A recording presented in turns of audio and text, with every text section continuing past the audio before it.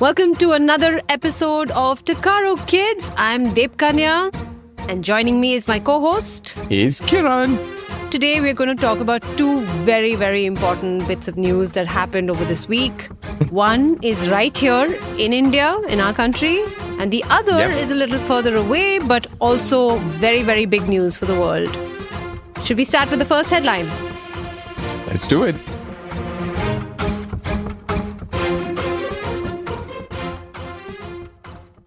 First story that we're going to cover today is about a very scary incident that took place in Kashmir. And in fact, now there are a lot of updates that are going to keep coming in terms of what exactly happened. We're going to try and tell you why this is important for India and what India is going to be doing about it. And the second one is about the Pope, who is the religious leader of Christians, of Catholics around the world, and his unfortunate passing away. So let's start with Kashmir, right? We all know it's a beautiful, beautiful place. It is in a very, very strategic position, right? As far as India, Pakistan, China is concerned. And it's always been a place which has been marred with violence and, unrest ever since the independence and partition as well. So they've always had incidents over there, but there was a period of time now where it seemed to be peaceful for quite a long while, right? And then suddenly this incident earlier this week kind of rocked the boat again. Yeah, it's really, really sad. Very, very beautiful place. It's a place full of mountains and valleys. In fact, the place where this attack happened, some very, very bad people we call terrorists. Now, a terrorist is basically somebody who comes and hurts people without caring about who they are. The idea is they want to strike terror in in our hearts. And that's exactly what these people did. They just came and attacked a bunch of completely innocent people in this very beautiful place called Pahalgam, which is a lovely valley. They were tourists who'd gone there to spend some time, and people just came in and killed 26 innocent Indian citizens. I'm sure you're hearing about it around you. And one Nepalese citizen as well. Oh yeah, there's one person from Nepal as well. Maybe you're hearing about it. Maybe your parents are talking about it. And we just want to explain, why this is important. I know it is scary, but also remember that these things have been going on and the government is doing everything it can right now to kind of make sure, that they find the people who did this, catch the terrorists who did this, and also make sure that something like this, does not happen. Like ultimately, that's what we all need to work towards. How do you maintain peace? How do you ensure that, things do not become worse? But just to talk about Kashmir itself, right? This has been going on since 1947, like you said, Kiran, when India and Pakistan became two separate countries. And then they just couldn't agree on who Kashmir belongs to, who should control Kashmir, right? And there are people from Pakistan who think Kashmir should be part of their territory. India believes Kashmir is ours. There are people in Kashmir. There are some who believe they should be in Pakistan, some who believe they should be in India. So there are a lot of different thoughts there, right? And that's what's caused this beautiful place to be a place of such conflict and violence even, right? Yeah. And I think, again, unfortunately, religion kind of also comes into the picture over here, right? So the whole perspective is that the terrorists were from Pakistan and, obviously Muslim, and then they have killed Hindus. So we want you to also understand that there is always the conversation about religion that comes up whenever Pakistan and India are brought up in the same conversation. But very often it goes beyond that. And it's not just the religion, right? It's also, I think there have been news reports which talk about a certain terrorist group who have claimed that they were the ones who did it. We're not sure as yet, so we don't want to go down that path of, giving names or specifying it at this point. But the point is there's always been tension between terrorist groups, armies fighting with each other, countries fighting with each other. It becomes political. And because of which, actually, India has done a whole bunch of things as well because of these attacks. They've actually done 2 or 3 different things. One is they've immediately sort of revoked all the visas for Pakistanis who are in India. And actually, I was talking to someone else about this. And think about it, it's so crazy, right? You could have been living in Bangalore, Bombay, and you happen to be a Pakistani with a visa to live in India, and then suddenly all of this erupts, you have nothing to do with it. You actually don't even care about it. And because you're a Pakistani citizen with a visa in India, now because of this, you've been asked to leave, right? Immediately, like your visa is no longer valid. I mean, that's also scary. So it's not just, what happens to people in that region, but also potentially people who live in other places who are also impacted. It's happened the other way as well. A lot of people who work in Pakistan have been asked to come back immediately to India just side. to, ensure their safety. And that's the thing with any war and any conflict, right? It's usually, yes, there are the armies that are fighting on the borders, but it's regular people who get affected in multiple ways. The other thing that India is doing right now to ensure that they send the right message, send a really strong message to Pakistan saying that this is absolutely not going to be tolerated, because they believe that this is all because of Pakistan, that they have allowed something like this to happen. So India has actually suspended something called the Indus Water Treaty, right, Kiran? Yeah, exactly. And that's pretty big because the Indus is one of the major rivers that flows through India. Now, what's interesting is that the Indus River actually starts or has a portion in India and it flows into Pakistan. But the majority of the Indus River is actually in Pakistan. But it doesn't originate in Pakistan. Right? And so we control it. We control it. Similarly, there are a couple of others as well called Jhelum and Chenab, which are called the Western rivers in this treaty. And then there are Eastern rivers, which is the Ravi, Base, and Klij, who are the Eastern rivers, or rather, those are the three that are Eastern, and which India, it stays in India and it's India's water.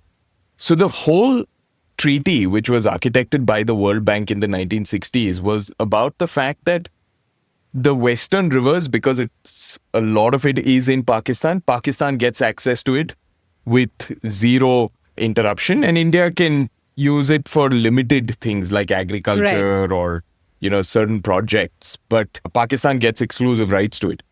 Now, what has happened here is India has basically said, you know what, we don't care about the treaty anymore. It starts from India, we're going to block it. And we're not going to send any water to Pakistan, right? So that kind of becomes message. It is a very strong message because the Pakistan economy, a lot of the regions over there depend on this water. And so it's a very, very strong message. We've been talking about trade wars and, tariffs and all of that with the US and other countries. This is a way that India is doing it as well, right? Where we're sending a strong message, but we're also saying, hey, we will actually do things if we think it is important for our country and for our people. And force Pakistan to, do something about these people, the terrorists that, they believe have been nurtured by Pakistan, right, on their soil. So there's a lot that's going to keep coming up in the news. We just thought we'd give you a quick, background in terms of what's happening over there. So if you have any questions, you should reach out to your parents, to try and understand this better. If you'd like, you can send us your questions and we'll try our best. We will be happy to do a special episode to, help you understand what's going on. But the most important thing to remember right now is, like Kiran, you mentioned, people will try to divide on the basis of the fact that there were Muslim terrorists who attacked Hindu tourists. So there is religion that comes into the mix. But we should also remember there were local Muslims who helped a lot of these tourists, carried them to safety, made sure they got medical care. So while people will try to divide, we have to remember that we are one country, India is one country, and we need to stay united because what terrorists want is, to make sure that we're all divided and we're all fighting with each other. And that cannot be allowed. Yeah, exactly. So now shifting gears, let's fly all the way to the Vatican in Rome. Which direction is that, Kiran? We are flying west. Yes. We are flying west to this small little place called the Vatican City. It's actually, is it the smallest country in the world? Yeah, it's the smallest country and nation state. Nation state in the world. Yeah. The Vatican City is where the Pope used to live. And that's where our the Pope second lives. story.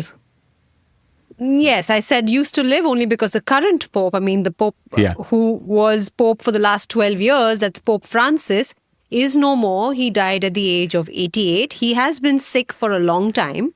And he passed away on Easter Monday, in fact, which is a very auspicious day for the Catholic Church, for the Christian community, right? Why are we covering this news? Because the Pope was a very important figure in the world. In fact, this particular Pope was very, very well loved by a lot of people.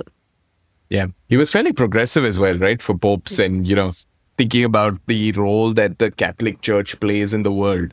Because at the end of the day, there is a lot of countries which are Christian, and majority of them are potentially even Catholic.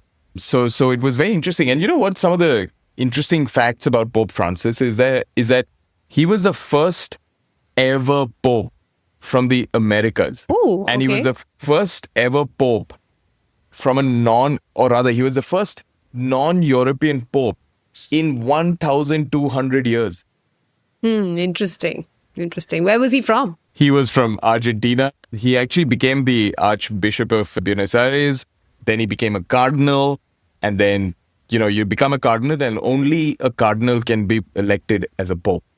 So this whole election process of pope, it's so cool. It's fascinating because the Pope who resides, who I don't want to say reigns, but who's the leader of the Catholic Church, right? He's the great leader of the Catholic Church. He's chosen with a lot of deliberation and thought. It's not just, who's next? And then they pick the next best candidate. I mean, they do try to pick the next best candidate, but it's super interesting the way they do it. And this process has been followed for, I think, ages, right?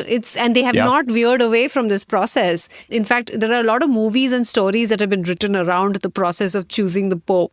There's the conclave that happens. The conclave is where all the cardinals from around the world come together to do this. It's super interesting because you have a whole bunch of people, very important people. We're talking about, I think there are 200 odd cardinals across the world, and 135 of them who are actually eligible to vote for the new Pope. They're coming to the Sistine Chapel in Rome. The Sistine Chapel, if you don't know what that is, you should definitely look it up. I urge you. It's beautiful. Have you been there? Yes, I have. Oh my God, it's stunning. So beautiful, right? It is. It's a very sacred place also. It's a beautiful piece of art which is on the ceiling. You cannot take any pictures inside that because it can, the flash and the photography can ruin the art and, the paints which are ancient, which are so old. But look it up.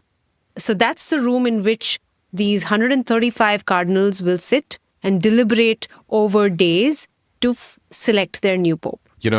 It's actually super interesting because you have to be under 80 to vote and to also be a potential Pope nominee. And what's actually interesting is out of these 135 cardinals that you talked about who can potentially vote, 108 of them were actually appointed by Pope Francis. Wow. So he actually still will play a huge role in the direction of the church. What usually happens is all of these cardinals come into this Sistine Chapel. There is the conclave which begins. When the conclave is happening, they have to go in and stay inside with no communication with the outside world. They can't take mobile phones. They can't take, there's no computers. There's nothing. They just go in, get locked into a room. And then there are ballots, the voting process. So there's a sheet of paper. Everyone has to write their preferred vote, who they are voting for, their preferred candidate. And then they have to fold it once, and then they have to fold it a second time. So even that is prescribed as to very how it's specific. Done. Wow. Very specific. Wow. And the winning candidate has to have a 2/3 majority. So 2/3 of the people of the 130 odd cardinals have to vote for the same person. And so there are also two types of chimneys. That's so cool, right? And it usually takes days. Which is so interesting. So imagine they're sitting there for days thinking about who's going to be the next pope. And if the ballot finishes and no one has got 2/3 majority, all that paper is taken and put into one fireplace. Okay. That fireplace only emits black color smoke, which means there's no decision. The moment someone gets 2/3 majority, they take all that paper, all those voting papers, and they put it into another fireplace. That fireplace emits white color smoke. And when you see white color smoke, you know that the Pope has been chosen. And then this Pope will then come out and address the crowds. Then this nominated person has to formally accept that, yes, he is willing to be the Pope. Right. And if he is willing to be the Pope, then he comes out to that. Then he comes out and meets. Because there are people who are waiting outside, right? Oh, waiting hundreds and thousands. to see what color smoke is going to come out and who the new Pope is going to be. And it's almost like the crowning of a king, right? It almost gives you the feeling. It's very cool. Yeah. And it's going to happen sometime in the early May. So, ask your parents for maybe a couple of videos to show you how it's happening and the smoke coming out and all that. It's fairly cool. It's a really big deal again because the Pope does play a very important role in terms of how the world is moving forward, how people who follow Christianity think about the world. For example, we said Pope Francis was very, very loving. He, in fact, has a special nickname that was given to him. And I'm not going to reveal the answer because I want you to go and find out what that is. We will. Should we give options? Oh, this time now we're gonna. Yeah, are we getting into the quiz already? Yes, we are. It is quiz time. Let's give options. Okay, great. So the quiz question for this week is: what was Pope Francis's nickname? Okay. Option 1, was he known as the Pope of the People? Option 2, was he known as the Pope of Hope? Or option 3, was he known as the Pope of the Slums? Go do your research, go find out what the correct answer is, and come back and tell us. All you have to do is go to www.takarokids.com to put in your answer. Or you can ask a parent or an adult who can help you put it in on our Instagram. And every week, one lucky kid wins a gift certificate and we send it over. So make sure that you send in your responses. It's actually amazing. We've been getting more and more responses every week. So thank you everyone for sending it in. And next week, go do some research and then let us know what the answer is. Yes. Bye-bye. And you write into us with all your questions and feedback. We're waiting to hear from you. Bye-bye.